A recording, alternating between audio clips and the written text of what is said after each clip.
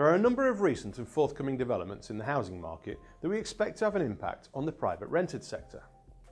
The rather surprising result of the recent general election has unexpectedly given the Conservative Party a majority government, and we welcome Greg Clark as the new Secretary of State for Communities and Local Government.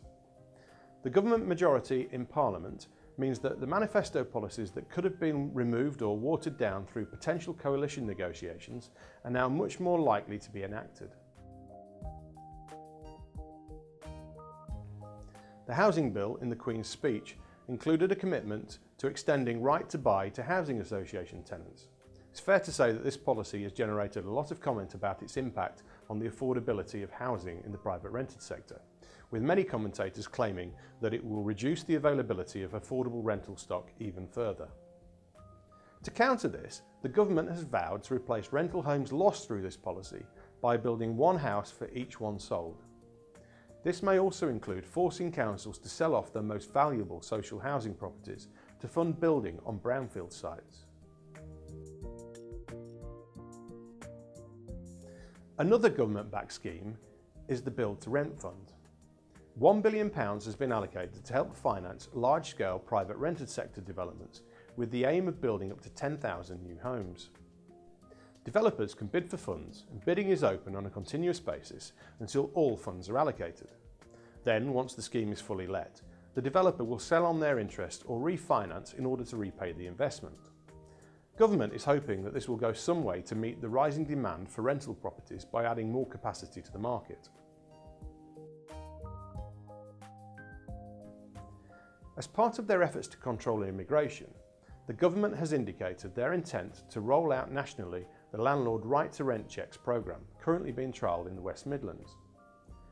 Landlords who let to someone who doesn't have the right to be in the country may receive a fine of up to £3,000. As part of this extension, we expect that landlords with multiple occupancy homes will be required to sign up to a mandatory licensing scheme to help monitor performance of the checks. You can find out more about the existing trial by reading about it on the DPS blog. In a bid to increase transparency in the private rented sector and make it easier for tenants to understand how much moving house will cost them, letting agents are now required to publish fees up front. Fees should always include VAT and should be listed on an agency's website and displayed prominently in agencies' branches. A change to the Consumer Rights Act means that as of the 27th of May this year, anyone who does not comply with the new rules will face a fine.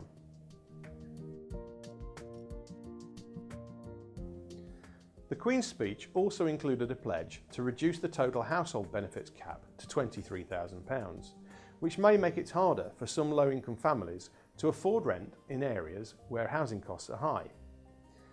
Also planned is the removal of automatic entitlement to housing support for 18 to 21-year-olds, which may make it more difficult for some young people to leave the family home. With Parliament only just reconvened, it's early days yet for many of these policies, so keep an eye on our blog for future updates as these topics develop.